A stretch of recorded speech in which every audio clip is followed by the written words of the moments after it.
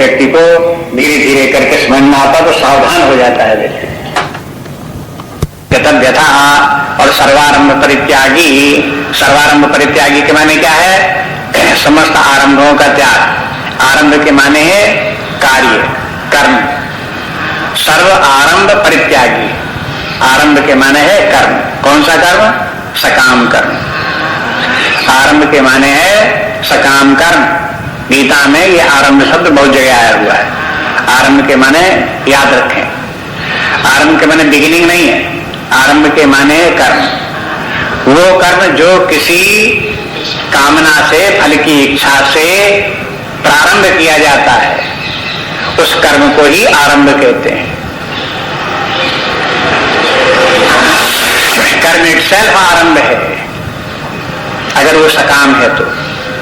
अगर कोई कामना नहीं उसके साथ में, तो सहज भाव से जो कार्य होते रहते हैं वो आरंभ नहीं कहलाते। देखो एक उदाहरण आपको बताऊं। मान लो आप लेटे हुए हो, कोई व्यक्ति आपके पास आकर के बैठ गया और आपने उसके पैर मार दिया। एक बात तो ये हुई। दूसरी बात ये हुई कि आप लेटे हुए और आप सो गए हो, कोई व्यक्ति आकर के आपके पास बैठ गया, आपने करवट ली तो आपका पैर उसके लग गया। इन दोनों में क्या अंतर है? दोनों एक बराबर है क्या?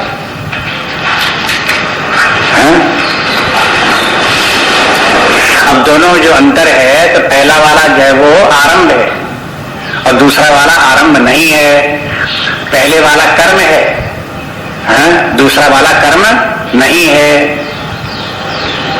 आपको अंतर नहीं दिखाई देते इस प्रकार?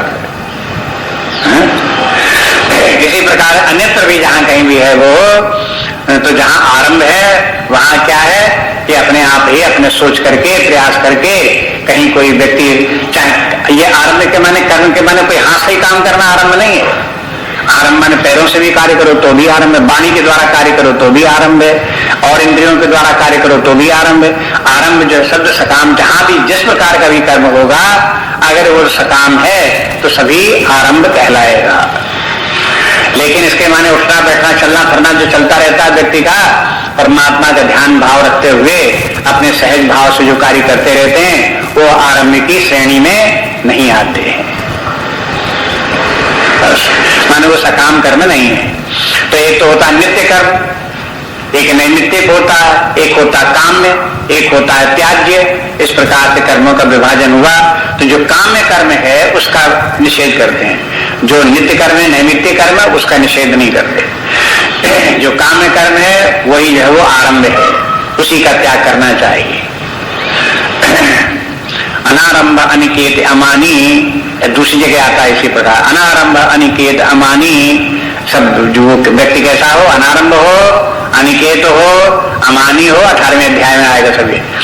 तो इस प्रकार अनारंभ के माने कि जो है सर्वारंभ परित्यागी ही, माने सब कोई भी उनका सबका परित्याग कर दे, सकाम कर्मों का त्याग कर दे। सकाम कर्मों का त्याग, उसका एक तो वो होता है प्रारंभ जो साधक है तो सकाम कर्मों का त्याग कर देता है। लेकिन जब व्यक्ति भक्त हो गया या ज्ञानी हो गया या परमात्मा भाव में स्थित हो गया, पूर्णता आ गई, तो फिर उसके समस्त कर्म अनारंभ ही होते हैं। सब काम निष्काम अपने आप ही होंगे। जैसे भगवान कृष्ण जो है वो अवतारी से परमात्मा स्वरूप ही है, उनके द्वारा जो कुछ भी कर्म होगा सब निष्काम ही होगा। उनके द्वारा कहीं कोई कार्य जो कार्य करते हैं, आप संसारी व्यक्तियों वाले कर्म उनके साथ जोड़ लो कि देखो इन्होंने भी इतने लोगों की हत्या करा दी, देखो इन्होंने लोग ऐसा कर दिया, इन्होंने देखो ऐसा कर दिया, वो कुछ नहीं। उनका जो है जितना भी है वो निष्काम कर्म है, लौकिक व्यक्तियों के कर्म की तरह से उनका कर्म नहीं है। इसलिए बोलते हैं अनारंभ अनिकेत न मानी यो मद भक्ता समे प्रिय। जो व्यक्ति इस प्रकार से भक्त है, ऐसा ये भक्त के ही लक्षण है सब ये, ऐसा जो भक्त है भगवान कहते वो मुझे प्रिय है। अगला श्लोक देखिए। यो न हर्षति न द्वेष्टि न शोचति न कांक्षति शुभाशुभ परित्यागी भक्ति मान्यास मे प्रिया। यो न हर्षति न द्वेष्टि न शोचति शोचति न कांक्षते शुभाशुभ परित्यागी भक्ति मान्यास में प्रिया। इसमें जितने भी लक्षण बताए गए हैं भक्त के, इन लक्षणों का ध्यान भी किया जा सकता है और इनका आवाहन भी किया जा सकता है। कोई व्यक्ति इनको कहीं किसी भी इतने गुण हैं भगवान ने जितने बताए, इनमें से किसी को ले और जिसकी कमी व्यक्ति में दिखाई देती हो, विशेष रूप में जिनमें कमी दिखाई देती हो, उनको इनमें से ले ले, तो वैसे ही चिंतन करे कि हम भी इसी प्रकार के हैं, हम भी भगवान के भक्त हैं, हम भी शुचि हैं, हम भी दक्ष हैं, हम भी उदासीन हैं। किसी व्यक्ति को, किसी उस शब्द को लेकर के उसी प्रकार की भावना अपने अंदर बनावे और फिर देखे कि अब कैसा लग रहा है, अनुभव करो फिर उसके बाद। तो ये प्रकार के जो है एक्सपीरियंसेस जो है ये है अपने आप में साधना काल में किए जा सकते हैं। और ऐसे कहते यो न हर्षति, हर्षति जो हर्षित नहीं होता, हर्षति माने जो हर्षित नहीं होता, यो न द्वेष्टि ही, और जो द्वेष भी नहीं करता, हर्षित नहीं होता कि माने दुखी भी नहीं होता, और न शोचति, शोक भी नहीं करता, न कांक्षति, न कांक्षा करता। ये चार शब्द हैं, इन चार शब्दों का प्रोज ऑर्डर कर लो। कैसे कर लो?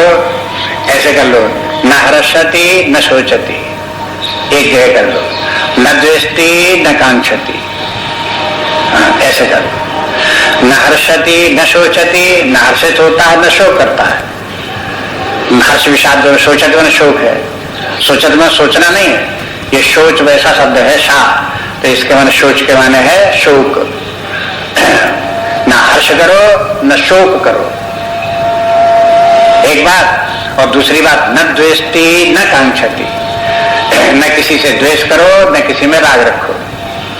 तो कांक्षति के माने राग हो गया, जहाँ राग होता वहां कांक्षा होती, कांक्षा माने कामना, चाहो से लगाव हो, तो उससे न कहीं किसी में राग रखो न कहीं किसी में द्वेष रखो, राग द्वेष न रखो। जो व्यक्ति न राग रखता है न द्वेष रखता है वो भक्त, जो न हर्षित होता है न विषाद करता है वो भगवान का भक्त।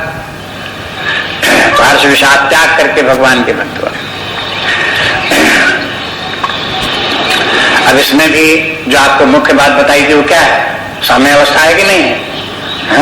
जिसमें समत्व आ गया उसमें ये सब गुण आ जाएंगे।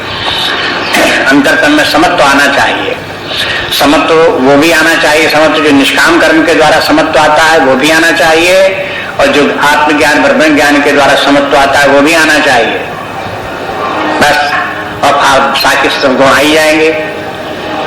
निष्काम कर्म के द्वारा जो समत्व आता है उसमें व्यक्ति में सत्वगुणी व्यक्ति हो जाता है, और सत्वगुणी व्यक्ति में जो समत्व आता है वो मानसिक समत्व है। मन में जो है फिर वो संतुलन बना रहता है, मन शांत बना रहता है, और अनुकूल प्रतिकूल परिस्थितियों में भी वो संतुलित बना रहता है। लाभ हानि जय पराजय इत्यादि में उसका मन शांत बना रहता है, नियंत्रित बना रहता है। और जब व्यक्ति का मन परमात्मा में पहुंच करके साम्यावस्था को प्राप्त हो जाता है तब तो उसकी समदृष्टि आ जाती है, और जब समदृष्टि आ जाती है तो चाहे पत्थर हो, चाहे सोना हो, चाहे मिट्टी हो, उसे बराबर दिखाई देने लगी। चाहे शत्रु हो, चाहे मित्र हो, चाहे बंधु हो, चाहे बांधव हो, चाहे मध्यस्थ हो, सब समान दिखाई देने लगे। चाहे हाथी हो, चाहे घोड़ा हो, चाहे ब्राह्मण हो, चाहे शूद्र हो, सबको क्या दिखने लगा? समत्व दिखने लगा। ये जो है वो परमार्थ का समत्व है। तो ये जहां समत्व आ जाएगा तो बस उस समत्व में निष्काम कर्मयोग का समत्व, ज्ञान का समत्व, ये दोनों व्यक्ति को समत्व आ जाने पर जितने भगवान ने गुण बता रहे हैं भक्ति के वो सब उस व्यक्ति में आते दिखाई देंगे। इसलिए कहते हैं न हर्षति न शोचति न द्वेष्टि न कांक्षति। और शुभाशुभ परित्यागी, शुभाशुभ परित्यागी के बारे वो न अशुभ कर्म करता है और न शुभ कर्म करता है, दोनों का त्याग। पहले तो अभ्यास ये करना पड़ता है कि अशुभ कर्म छोड़ो, शुभ कर्म करो। केवल अशुभ कर्म छोड़ दो। अशुभ कर्म में चोरी है, डाका है, किसी का हानि पहुंचाना है, क्रोध आदि करना है, अशुभ कर्म उनको छोड़ दो और शुभ कर्म करो। शुभ कर्म करो माने दान करो, दया करो, यज्ञ इत्यादि करो, अपने और दूसरे प्रकार के सत्कर्म करो, तो ये सब के सब जो है वो शुभ कर्मों में आएंगे। तो पहली शिक्षा तो ये कि अशुभ कर्म छोड़ करके शुभ कर्म करो, पाप को छोड़ो, पुण्य कार्य करो। लेकिन इसके बाद में कहते हैं कि जो पुण्य कार्य कर रहे हो उन पुण्य कार्यों में भी कर्ता भाव छोड़ो, उनमें भी फलाशक्ति छोड़ो, उन कर्मों को भी अनारंभ बनाओ, शुभ कर्मों को भी अनारंभ कर दो। जब अनारंभ हो जाएंगे तो उनका जो शुभत्व वो भी छूट गया, उनसे भी आसक्ति छूट गई, और अनारंभ होकर के परमात्मा भाव में स्थित हो। यदि कोई अशुभ कर्म ही करता रहे और शुभ कर्म करने में अहंकार भी हो, आसक्ति भी हो, और करने की योजना बनाता रहे कि अब एक यज्ञ हो गया, अब हम दूसरा यज्ञ करेंगे, अब हम तीसरा यज्ञ करेंगे, इस प्रकार से लेकर के वो संकल्प करता रहे, तो बस यज्ञों का ही संकल्प करता रहे, इन कार्यों का ही संकल्प करता रहेगा, परमात्मा हो जाएगा भूल। इसलिए कहते हैं कि इन संकल्पों को छोड़ो, इनको जो होते हैं उस प्रकार से होने दो, निष्काम भाव से उनको चलने दो, जब जितने हो तब जितने होने दो, लेकिन अपने ध्यान को रखो परमात्मा में, परमात्मा में चित्त को लगाओ, बस उसी में चित्त परमात्मा में ही लगा रहे। इसका नाम कहते हैं कि शुभाशुभ परित्यागी तब भक्तिमान्य। ऐसा व्यक्ति भक्तिमान व्यक्ति है या समे प्रिय, तो कहते हैं भगवान के ऐसा भक्त भी मुझे प्रिय है। अगला श्लोक और देखिए, समः शत्रौ च मित्रे च आमानापमानयो शीतोष्ण सुख दुःखेषु समः संग विवर्जितः।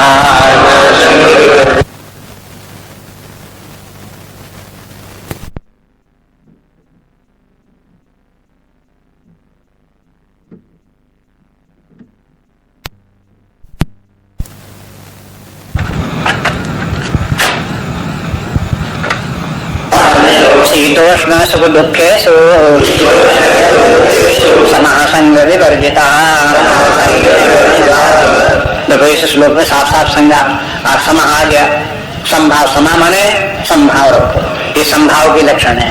समः शत्रु च मित्रे च, शत्रु मित्र में संभाव रखो। तथा मानापमानयो, समः मान और अपमान में भी संभाव रखो। शीतोष्ण सुख दुखेशु समः, शीतोष्ण समः, सुख दुखेशु समः। संग विवर्जिता, संग विवर्जिता माने अनासक्त रहो, कहीं अटैचमेंट कहीं नहीं रखो, सब जगह डिटैच्ड। इस प्रकार से जो ये है, ये लक्षण भक्ति के लक्षण ये भी हुए। अब इसमें वही समा प्रधान के माने ये हुआ कि समा शत्रु च मित्र च,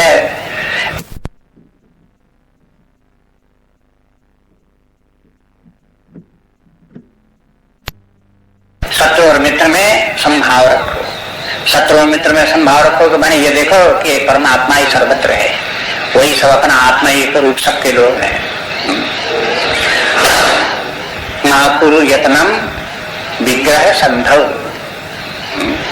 मां कुरु यत्नम विग्रह संधौ, अपने विग्रह और संधि के लिए प्रयास मत करो। न किसी से विग्रह करो, न किसी से संधि करो। विग्रह के माने लड़ाई, न किसी से लड़ाई करो। जब किसी से लड़ाई नहीं करोगे तो संधि की जरूरत पड़ेगी। हाँ, कि भाई लड़ाई बहुत दिन हो गया, चलो संधि कर लो। हाँ, तो कहते संधि की जरूरत नहीं पड़ेगी। न किसी से लड़ाई करो, न किसी से संधि करो। इसलिए कहते हैं समा शत्रु च मित्रे च,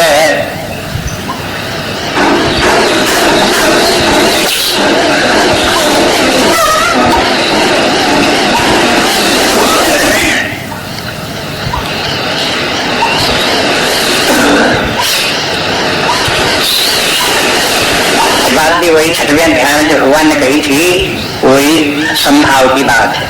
छठवें अध्याय में प्रारंभ जब किया भगवान ने अध्याय का, तब भी समत्व की शिक्षा दी कि देखो समत्व के लिए ध्यान करो। और फिर ध्यान करते करते अंत में जब बात पूरी हो गई, ध्यान सब बता दिया, अध्याय समाप्त हुआ, तो भगवान ने एक बार फिर कह दिया कि देखो इस प्रकार से ध्यान करते करते समत्व भाव लाओ। माने परमात्मा का ध्यान चिंतन करते करते व्यक्ति में समत्व आ जाना चाहिए। और समत्व में ये भी समत्व आ जाना चाहिए। इतने प्रकार का समत्व बता दिया है भगवान ने कि देखो इतने प्रकार का समत्व जो है सब आ जाना चाहिए। जैसे गर्मी सर्दी में समत्व भाव, सुख दुख का समत्व भाव, मान अपमान का समत्व भाव और शत्रु मित्र में समत्व का भाव, इन सब में समत्व लाओ। समत्व में दोनों को एक समान मानो, जैसे गर्मी तैसे सर्दी। अब ये नहीं कहो सर्दी अच्छी होती गर्मी अच्छी नहीं होती, यही कहो सर्दी नहीं अच्छी होती गर्मी अच्छी होती, ये सब कुछ नहीं। जैसे गर्मी तैसी सर्दी, दोनों में समत्व भाव रखो। गर्मी आती है तो सर्दी आती है तो जितना उनके द्वारा कष्ट होता है या लाभ होता है, अनुकूल प्रतिकूल जितने पड़ते हैं दोनों पड़ते हैं। गर्मी आती तो भी अनुकूल प्रतिकूल हो सकती है, सर्दी आती तो भी अनुकूल प्रतिकूल हो सकती है, इसलिए उन दोनों स्थितियों में समत्व भाव रखो। इसी प्रकार से जैसे गर्मी सर्दी के सीजन आते हैं, इसी प्रकार से अपने मन में सुख दुख के भी सीजन आते रहते हैं। ऋतु बदलती रहती है, अपनी आंतरिक ऋतु मानसिक ऋतु बदल गई तो किसी समय सुख आ गया, किसी समय दुख आ गया। ये सुख दुख का प्रकोप जो अपने अंदर आता रहता है वो अपने कर्मजन्य वासनाओं के कारण से आता है। कर्म के कारण वासनाएं बनी और वासनाओं में जिस समय रजोगुण का अधिकता होगी उस समय दुख आ जाएगा, जिस समय सत्वगुण की अधिकता होगी उस समय सुख आ जाएगा। और मनुष्य शरीर ऐसा है कि जिसमें व्यक्ति जो है वो पाप पुण्य दोनों का ही जब होते हैं तब मनुष्य शरीर प्राप्त होता है। इसलिए हर मनुष्य के साथ में कुछ पुण्य भी है, उसके कुछ पाप भी है। तो जो पाप है वो व्यक्ति को दुख दे रहा है, जो पुण्य है वो उसको सुख दे रहा है। तो ये मन में सुख दुख की वृत्तियां आती हैं, ये उसके अपने कर्मों का फल है। पहले जैसे कर्म किए उनके परिणाम स्वरूप आज दुखी हो रहा है, सुखी हो रहा है। ये सुख दुखी की जो जब तीव्रता होती है, जब पाप होने की तीव्रता होती तभी अगर परमात्मा साधना करे तो ये तीव्रता धीरे धीरे घटने लगे, धीरे धीरे उस व्यक्ति में साम्य अवस्था आने लगे। तो मन में जब हर्ष आवे तो भी व्यक्ति शांत बना रहे, हर्ष से हर्षित न हो। विषाद आवे तो विषाद की स्थिति में भी उसी प्रकार से संतुलित बना रहे, उसके आंधी झोंकों में बह न जाए। जैसे आंधी तूफान चला तो तूफान में आदमी बह गया, उड़ गया तूफान में, तो कमजोर आदमी तूफान में उड़ जाए, मजबूत आदमी हो तो दृढ़ता से टिका रहे। तो अपनी आंतरिक मजबूती होगी तो हर्ष आएगा तो भी टिका रहेगा, उड़ नहीं जाएगा। आंतरिक मजबूती होगी तो विषाद आएगा तो विषाद में भी दुखी होकर के उड़ नहीं जाएगा। ये जैसे तरंगों के झकझकेरे आते हैं, इस प्रकार से हर विषाद के झोंके आते हैं। झोंके हमें थपेड़े लगे तो भी व्यक्ति उनसे व्यथित न हो, उनसे पीड़ित न हो। ऐसे ही जैसे सुख दुख है तो सुख दुख का ये तो मान अपमान भी है, मान अपमान भी सुख दुख देता है। अब देखो संसारी व्यक्तियों को अपमान खराब लगता है और मान अच्छा लगता है। अपमान दुख देता है, मान सुख देता है, ये संसारी व्यक्तियों की बात है। और जो पारमार्थिक व्यक्ति है, जो परमात्मा को प्राप्त करने के लिए प्रयास कर रहे हैं, मन साधना काल में है, निष्काम कर्म योगी हैं, भक्ति की आराधना उपासना आदि कर रहे हैं, उनको क्या होता है, इसका उल्टा हो जाता है। उनको जो है वो अपमान अच्छा लगता है और मान बुरा लगता है, ऐसा भी हो जाता है। लेकिन जहां वो परमात्मा गति को प्राप्त हो गए, जीवन मुक्त हो गए, तो उन्होंने मान और न अपमान, न कोई अच्छा लगे न कोई बुरा लगे, न मान अच्छा लगे बुरा लगे, न अपमान अच्छा बुरा लगे। ये साम्य अवस्था आ गई। इतनी स्थितियां हैं मान अपमान को लेकर के।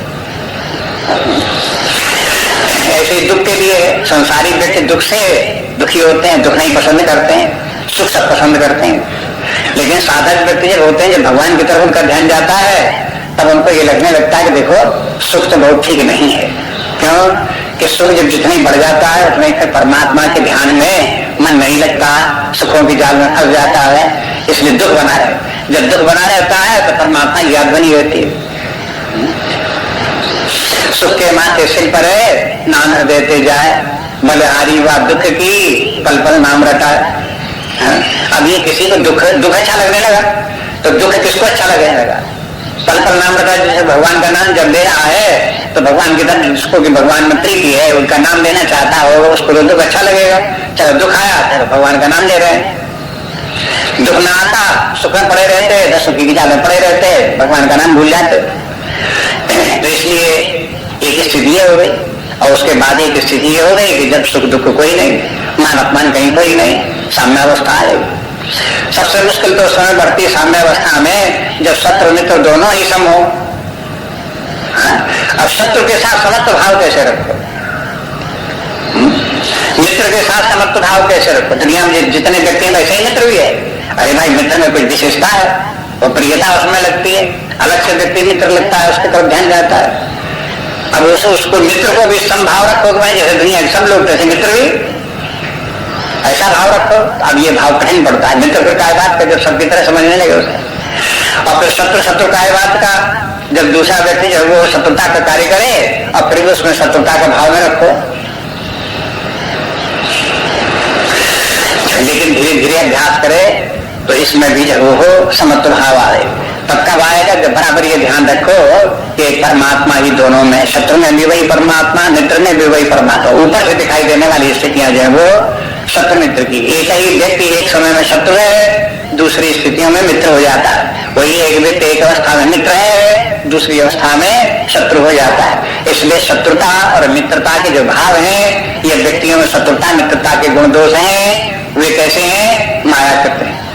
माया के कारण से शत्रुता मित्रता आती जाती रहती है। उनमें कोई शत्रुता मित्रता ने गहराई नहीं है। गहराई अगर देखो तो परमात्मा ही, तो वहां देखो भी सब समान ही है। दूसरी बात ये भी है कि अगर कहीं कोई व्यक्ति हमसे शत्रुता रखता है तो वो भले ही शत्रुता रखे, लेकिन अपने मन में उसके प्रति शत्रुता मत रखो। दूसरा व्यक्ति हमसे मित्रता भले ही रखता हो, लेकिन अपने मन में उसके प्रति मित्रता न रखो। अगर हम व्यक्तियों से राग द्वेष नहीं करेंगे तो फिर अगर हमारा मन राग द्वेष रहित हो गया तो शत्रुता और मित्रता का भाव हमारे मन से चला गया। लेकिन दूसरे व्यक्ति अपनी शत्रुता मित्रता अगर रखते हैं तो उनसे हमारी कोई हानि नहीं और हमारा उससे कोई प्रयोजन। कोई हमसे मित्रता रखता तो रखता रहे, हमें उससे क्या लेना देना।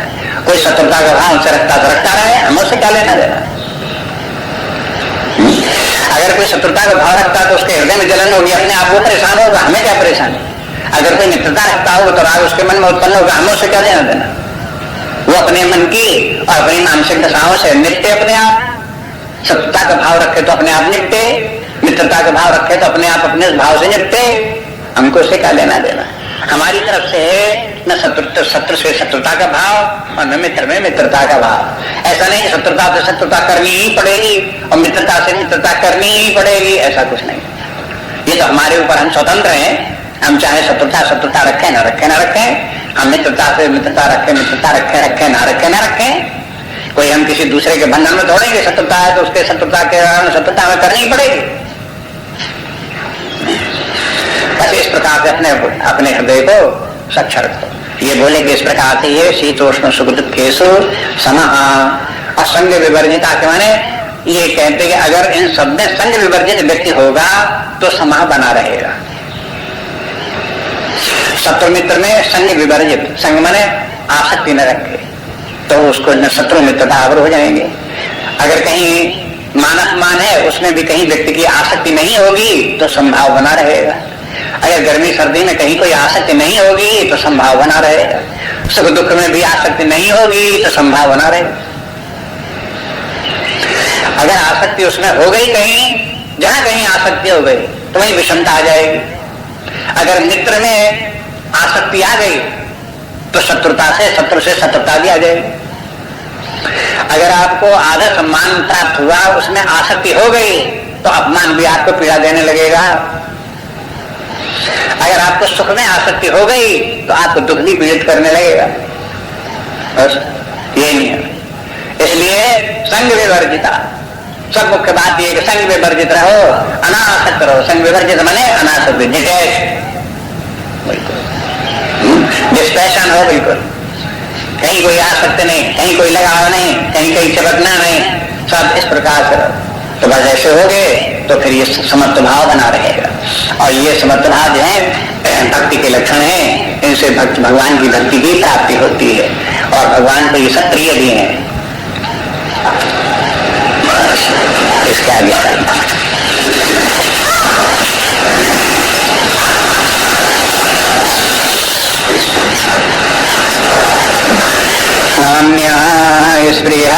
रघुपते हृदय सुमलिये सत्यम तथा